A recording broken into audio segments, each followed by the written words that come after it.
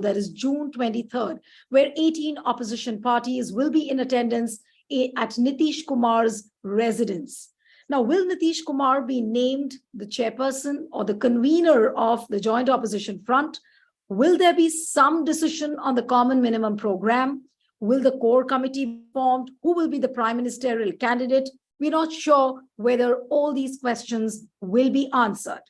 But this opposition meeting comes at a time when Prime Minister Narendra Modi is in the United States of America, and his trip is being hailed as historic and landmark.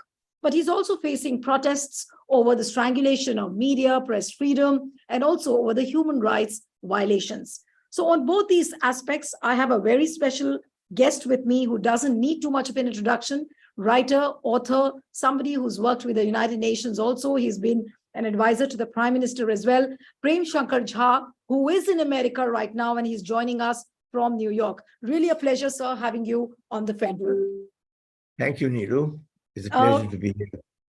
Thank you so much, sir. So my first question really is that people are saying that this opposition unity meeting, which is going to take place in Patna, is an experiment which the opposition is doing almost after 5 decades. This was an experiment which was seen decades ago. Do you agree that this is some kind of a novel experiment when it comes to the opposition unity? Not at all. On the contrary, there have been 1, 2, 3, 4. 5 times the opposition has got together. 1974, the Nirman Samiti was formed by JP. It was in Patna itself. In 1977, the Janata Party was created. In 1988-89, and I was present at that, the Janata Dal was created. In 1996, you had the United Left Front created. All of these came to power. So the opposition, there has been a history of opposition coming together and coming to power and ruling the country. So this is not new in that sense. It's new in many other senses. If you'd like me to talk about that straight away. I was just coming to that question, that in one sense, do you really find this opposition unity as something novel? This is new. It's an opposite. The previous opposition unities were, well, okay, they were against Congress. They were against the dominant party, as is this one against the present dominant party, the BJP. But they were basically about the acquisition of power. This opposition meeting is taking place around issues. And the central issue is that democracy is being destroyed piecemeal by the Modi government. Whichever area you look at, whether it's human rights, the right to freedom, habeas corpus, whether it is the changing of all kinds of laws, the Unlawful Activities Prevention Act, the Sedition Act, Defamation Act, and then finally, and worst of all, the Prevention of Money Laundering Act. These 4 areas, they totally changed the laws, unilaterally rammed it through Parliament to create a situation in which essentially they could pick up anybody, put them in jail, and after that, leave them in jail because they had to, the habeas corpus was pretty much totally destroyed. The truth is simple. Evidence of it, you're sitting there in Delhi, is Satinder Jain, a minister in Arvind Kejriwal's cabinet, has been in jail now for coming on 2 years, and without even having been charged with anything. Manish Sisodia is in jail for months. But allow me, Jha, to interrupt you. One last thing. Okay. There's a common sense of threat, not only to democracy itself, but also to the very existence of a pluralistic multi-party system where every opposition leader is personally under threat. Right. Mr. Jha, you said that, the one basic principle which binds all the opposition parties, of course, is the manner in which the democratic ideals are being destroyed, the democracy rather is being destroyed. But would this be a big cohesive glue. And why I'm asking you this question is that Arvind Kejriwal, what the sources are saying in India right now, I was reading a report just about 15 minutes ago, which clearly said, and this source-based story is coming from ANI, so it is a credible source. And this says that Arvind Kejriwal is saying that he's going to attend the meeting tomorrow, but he has been putting pressure on all the opposition parties that they should ask Congress to come on AAP's side as far as the ordinance on the transfer and postings of the bureaucrats is concerned in Delhi.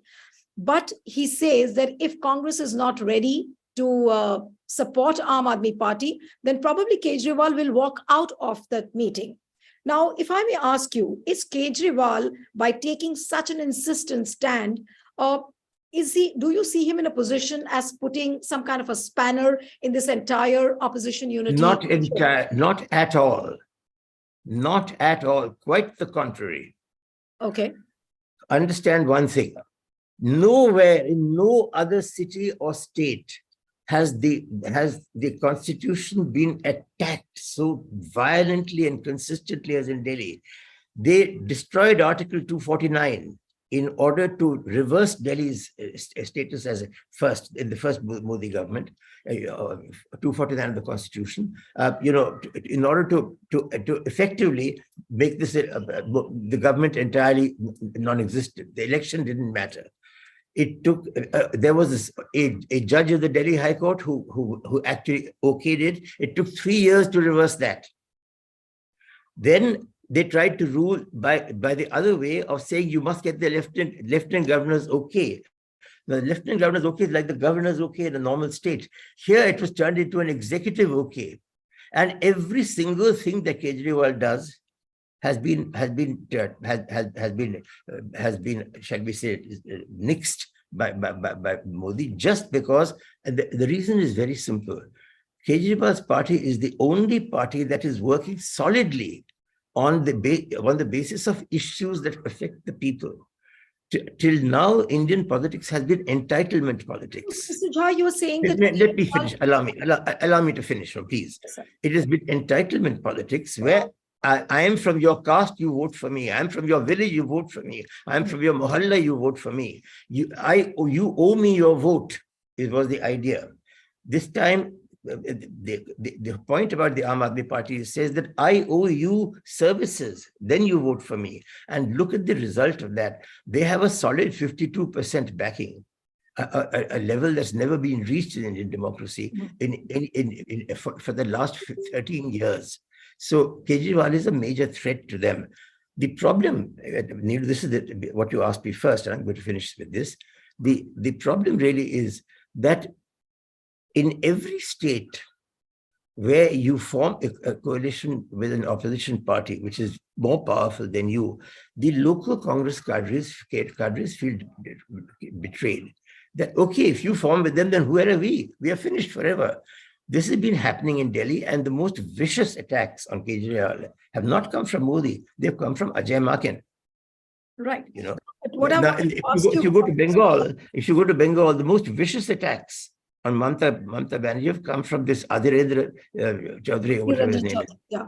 No, but what I want to ask you is that if you are saying that Kejriwal is right in his demand on, on putting in this condition that Congress should support, and if the Congress doesn't support Aam Aadmi Party on the ordinance, they will walk out of this opposition meeting.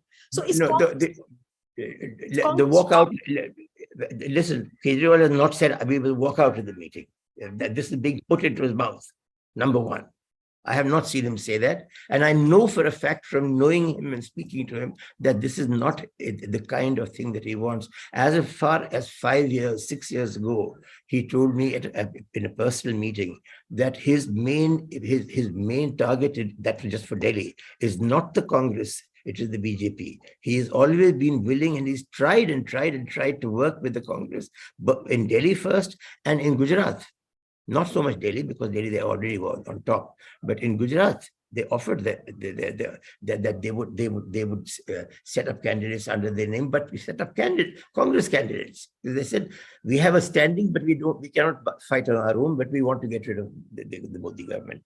And Right. this was not even listened to by Congress, because the Congress satraps, the Delhi satraps, just would not have anything to do with them. Kejriwal's point today is this, that we cannot make this state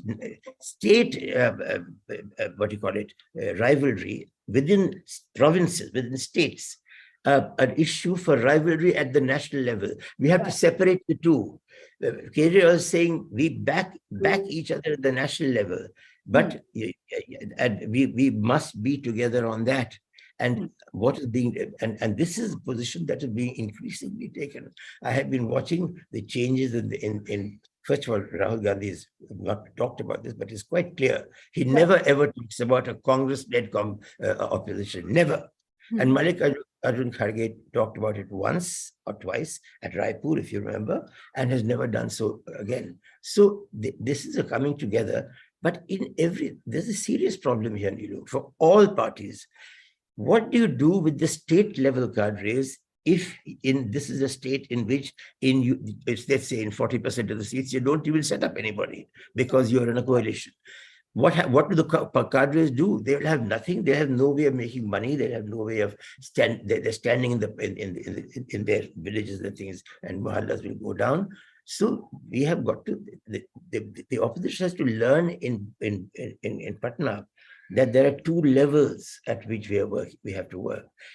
This is a purely national level meeting, and it does not change the fact that we will continue on local issues in states to fight each other as normal. Right. If this can be agreed upon, and this is what Kejriwal is asking for. Hmm. But sir, what I don't understand that there are various regional parties also. They have their own compulsions. They have to protect their strongholds where they are strong. Say, for example, Akhilesh Yadav or Mamata Banerjee in West Bengal, Akhilesh Yadav in Uttar Pradesh. Now, what are we really going to see tomorrow happening? Is it just going to have a significance of optics that somehow all these opposition parties have come together, or are we going to see some kind of a decision, say a common minimum program or some kind of an acceptable seat sharing formula? What kind of an announcement can we expect Well, tomorrow? you see, I'm not a soothsayer. I cannot say what they will do, but the trend from Raipur Congress till today has been towards, let us not start making prime ministers before we even won the election. If we do that, we'll never get anywhere near the prime ministership. Right. This has been generally accepted, so that is the most important single thing. The Right. second Announcement point of the prime ministerial candidate, of course, is not going to come tomorrow. the idea of the Congress at the beginning was we should have a coalition. Everyone says we want a coalition, but Congress said in the UPA model. The UPA model immediately meant Congress and left and the communists and one or two other parties, but under the Congress. It is taken for granted the UPA model that the congressman will be the chief minister or prime minister. Now, if you do that, then the others have no interest. And this has been a problem that has been there for the last 4 years. There have been, attempts at the opposition has been meeting off and on since before the last election, but got nowhere precisely because of this. This has been finally given up. There's no reference to this at all. There's an understanding that we will choose, the prime minister will be chosen after the election, naturally, by the people who are elected. Right. Okay. Number two, the second question is on policies. There's a clear decision that we've got to take policies that will save democracy. Why? Because today those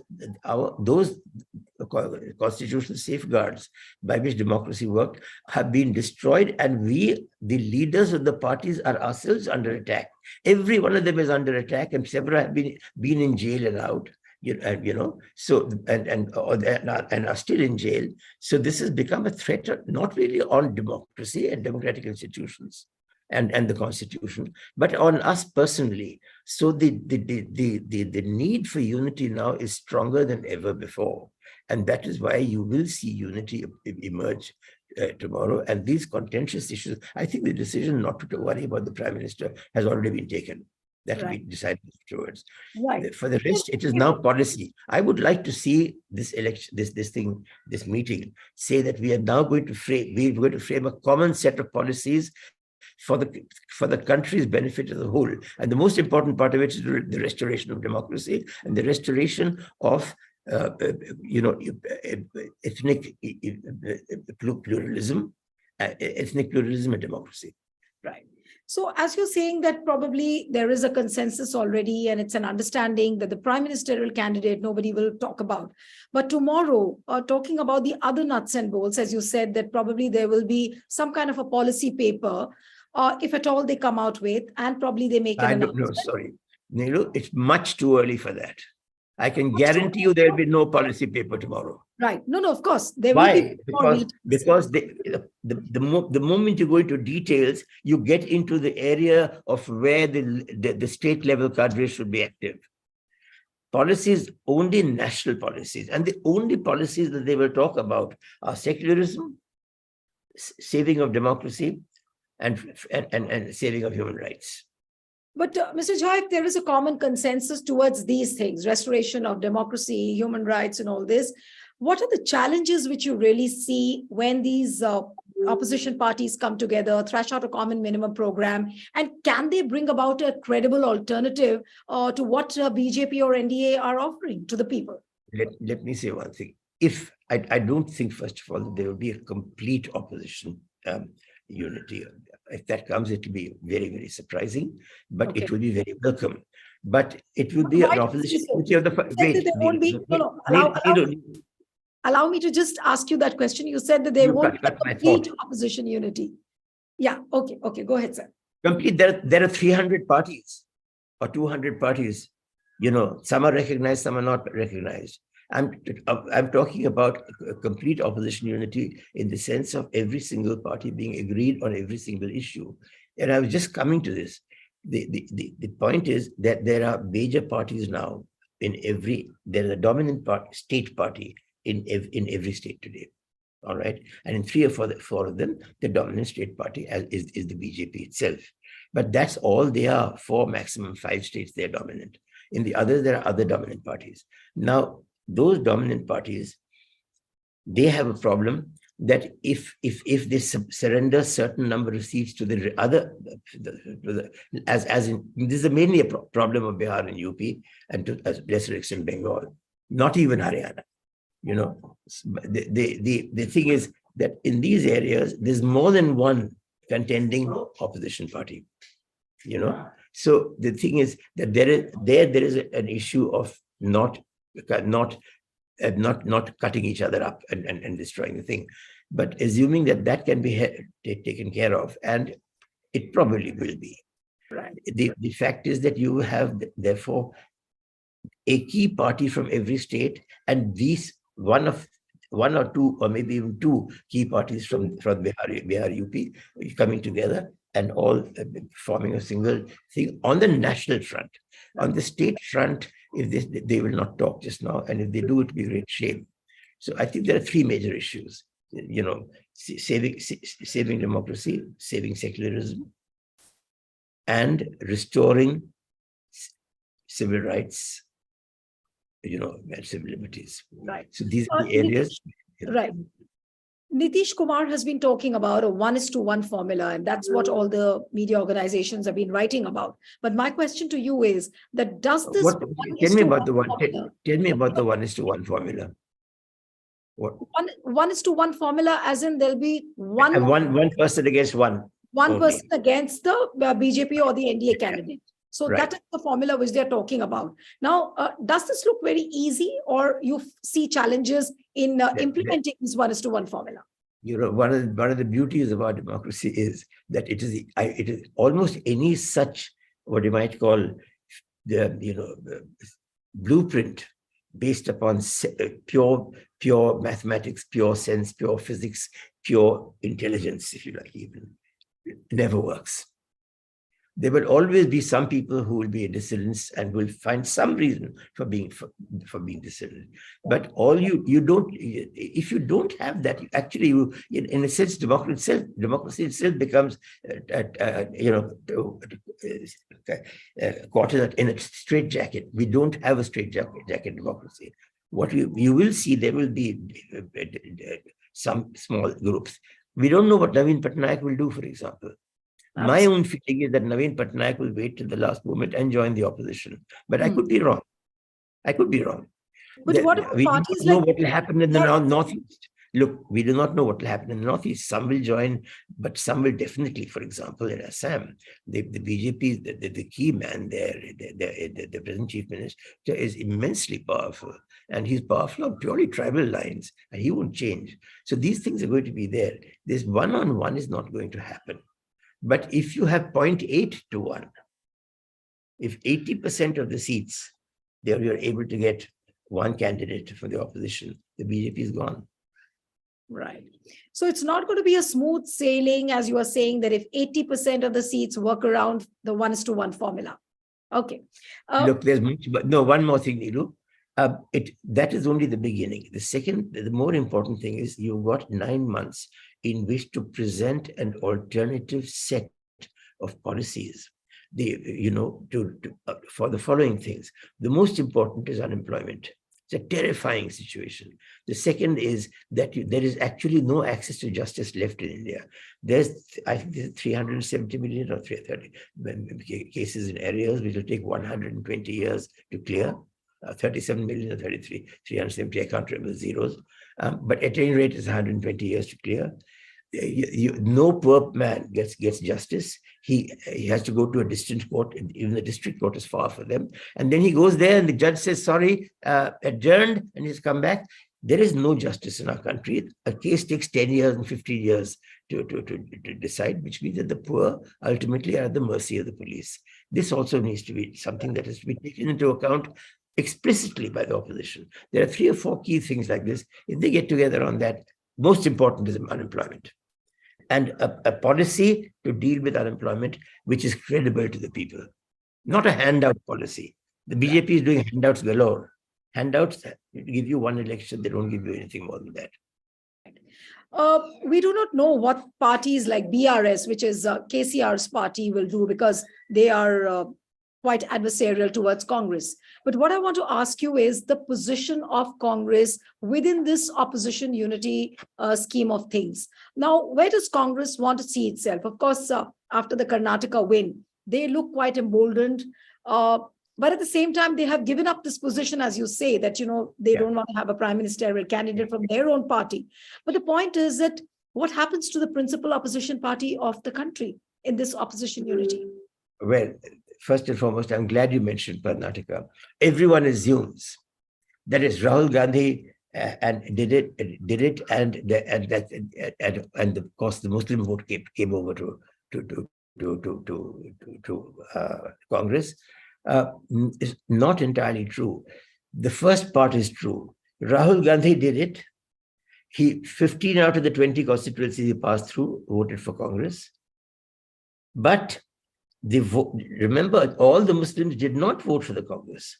The shift vote was 5%, but Muslims make up 13% of the population of Karnataka.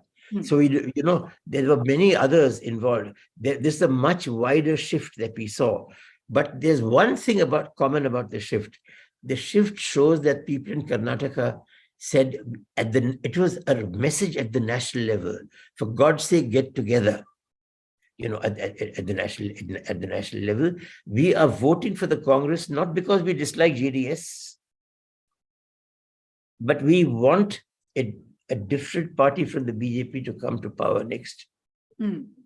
That is the message of Karnataka, nothing more. There's nothing communal in this. And this message has gone home. I can tell you now, it will happen both in Rajasthan and Madhya Pradesh. By that time, the message will be completely in for the opposition.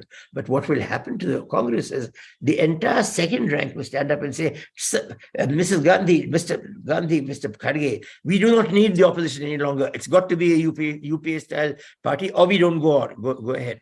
This cry will be raised by the second rankers, because all of them are threatened. The only way to give them their due, mind you, because they're important people in their own areas, is to tell them this is not going to affect our competitiveness and our thing at the state level.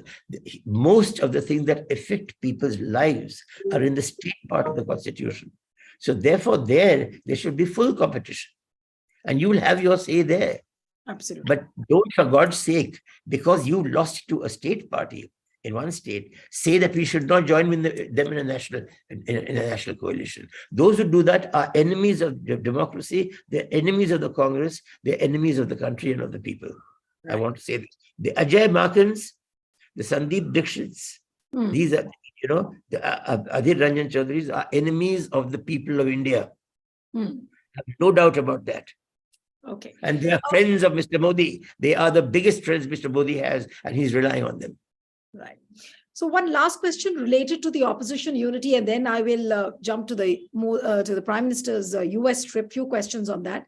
So, sir, what we are going to see tomorrow is just a commencement of a long process, which we are going to see unfolding in the next about 7-8 months. There will be many more meetings like these, and probably the final shape of the common minimum program or the candidate would come much, much later.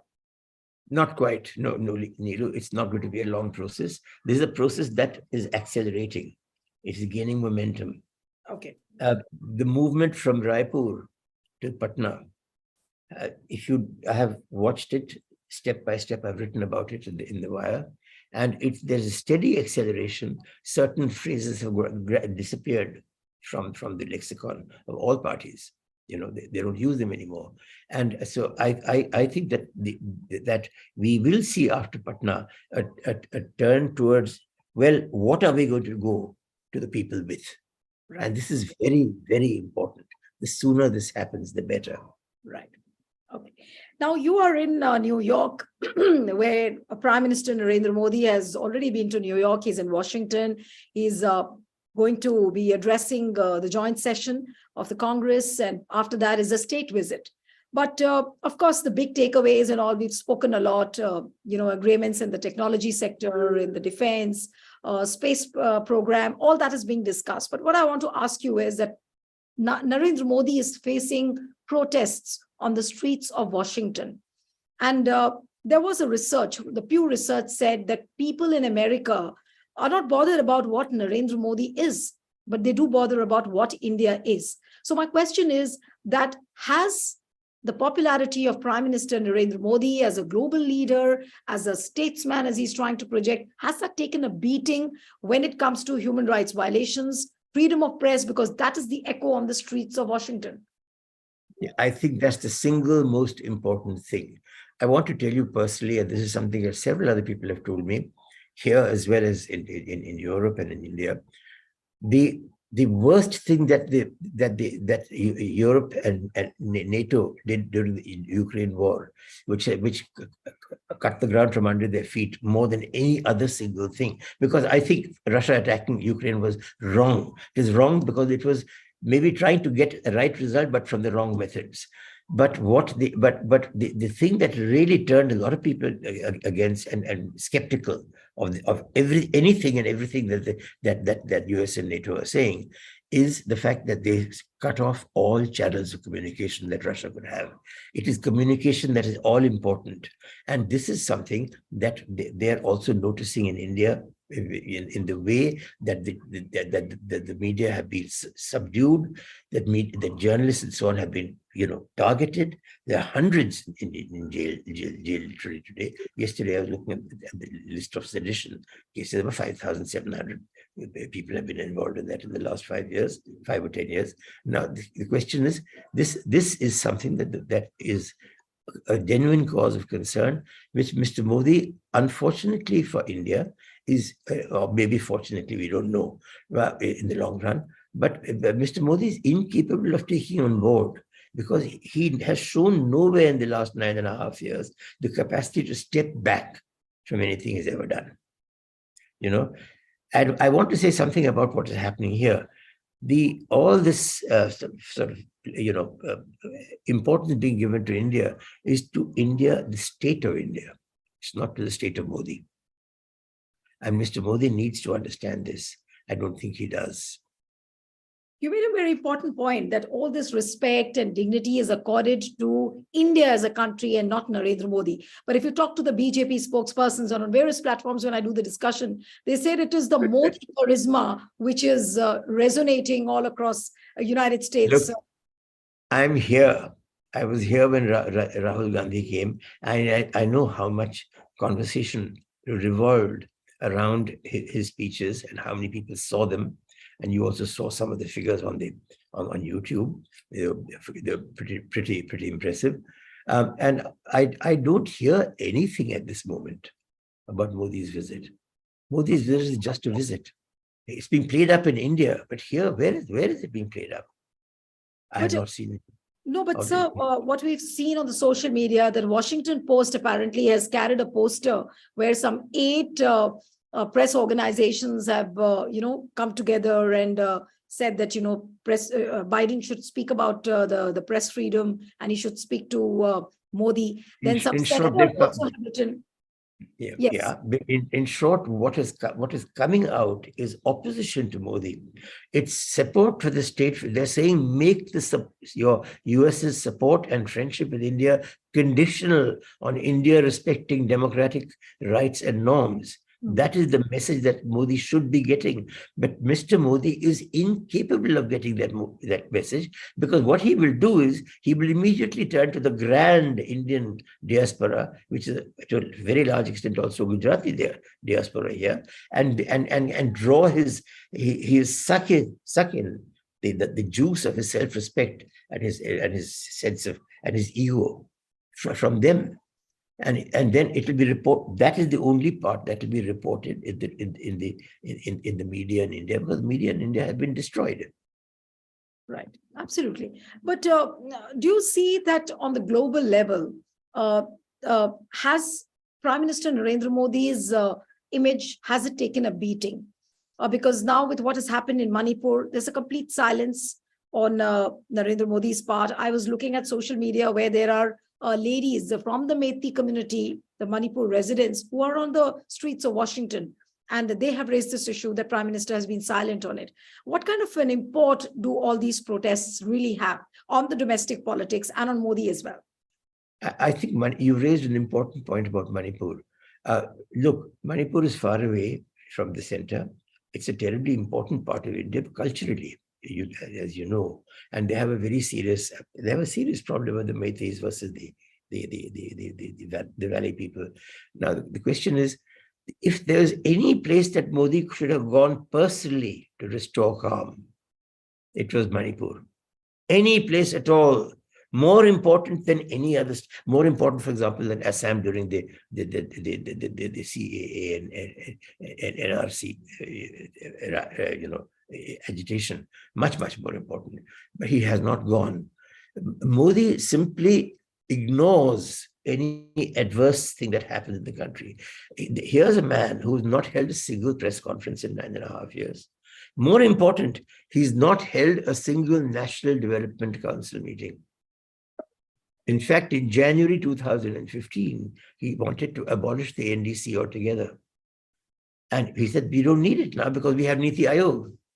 He didn't even understand that the National Development Council had become the place where a non-dominant party democracy system, a multi-party democracy system that was emerging, was taking collective decisions. Right. It was begun by VP Singh, who had held 3 NDC meetings in 1 year and got a lot of things through there because he had got the state to join. Vajpayee was even better. Right. And very patient. Right. But this man doesn't even want to talk to the state chief ministers. Right. But there's going to be a joint press meet by Biden and Modi, and Indian officials were trying hard that Modi doesn't take questions. But there have been reports that apparently there is going to be a press conference by Biden and Modi will take 2 questions from the journalists. One will be from India and one will be an American journalist. But if you look at the comment coming from the White House spokesperson, John Kirby, very interestingly, he says that the press meet is a big deal. And I thank God that Modi has agreed for a press conference. It's good. Now, what kind of a statement is this? Is it really not an insult to India? Doesn't Modi understand all of this? It's not an insult to India.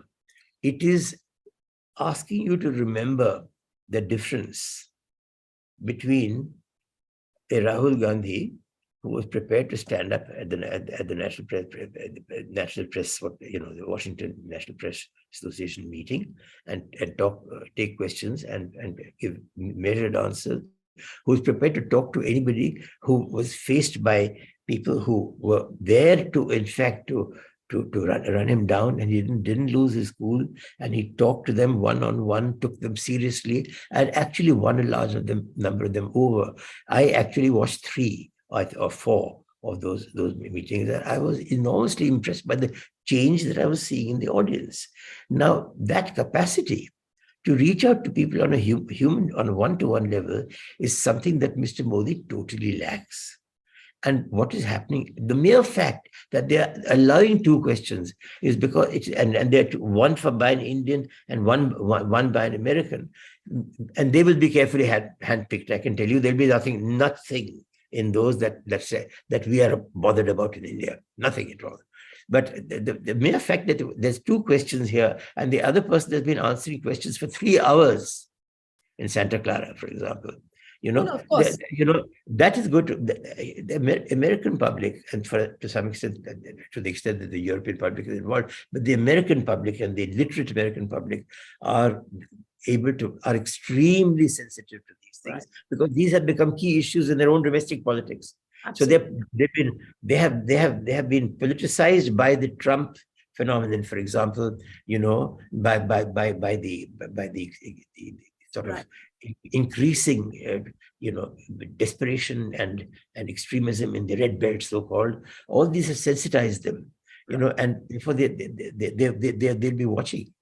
Right. And the difference between that will speak by itself. Right.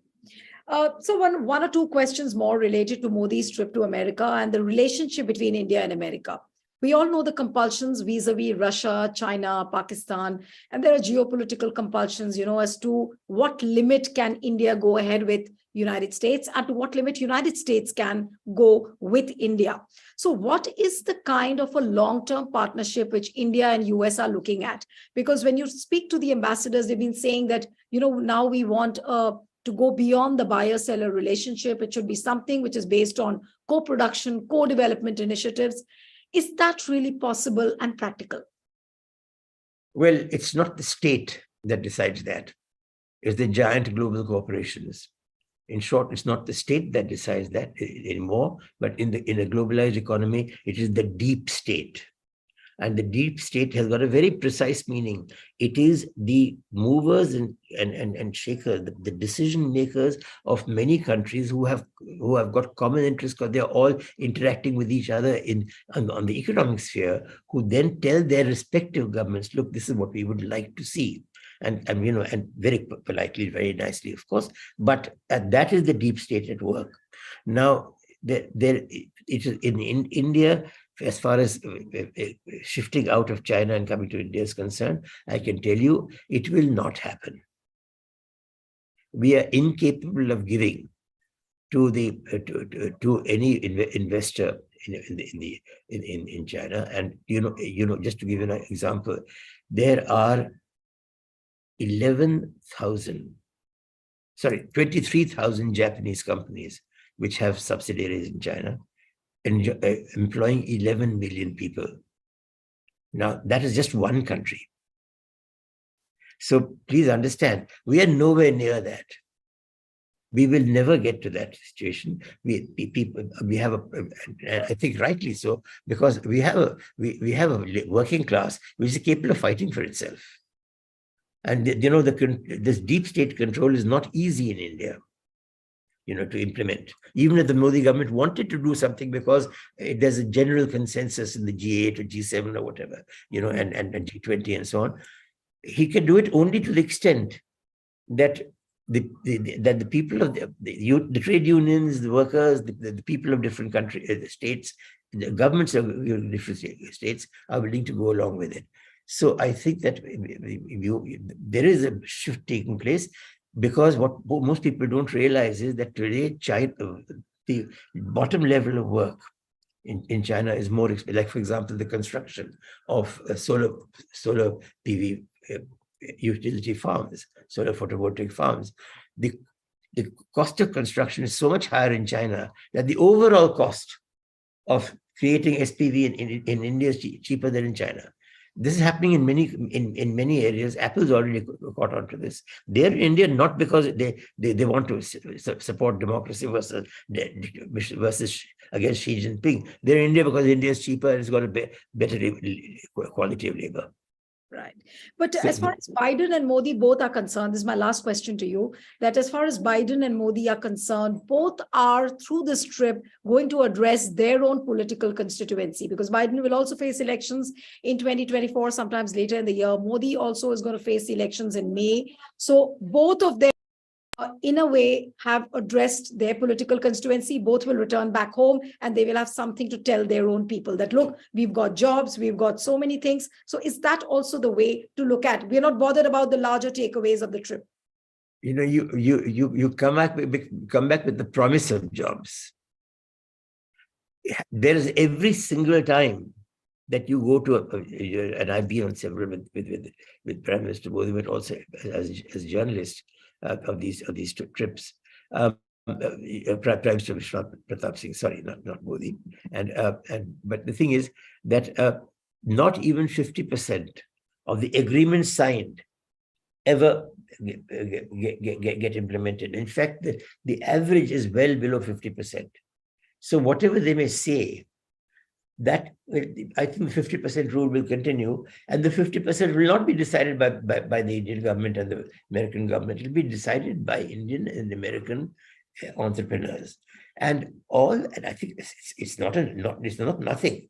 All that Biden and Modi can do is to open the gates a little wider. Right. Give a little more reassurance to investors who want to come to India that, look, we have this agreement, and therefore we can based on this agreement, if something goes wrong, we can talk to each other and make sure that your problems are resolved. That is a valuable thing that you can give, but any government will give you that. I mean, had it been a Congress government, Narasimha Rao came back in 1994, and from his trip to America, on which I was there in the press group, and it totally transformed India-US relations, absolutely, including on Kashmir, by the way. Right. Thank you so much, Mr. Jha. It was really lovely talking to you. Federal woke you up very early in America. Hope you are going to have your breakfast. It was not very early. I got up just 10 minutes before you called me. Okay. But wonderful. It's really wonderful to have you on the program. And one appeal to the viewers who are watching this interview: subscribe to our channel, send us your feedback, and stay tuned to the Federal. Thank you so much, Mr. Jha. Thank you. My pleasure, Neeru. Nice talking to you. Thank Bye. you. Same here. Bye. Bye, sir. Bye-bye.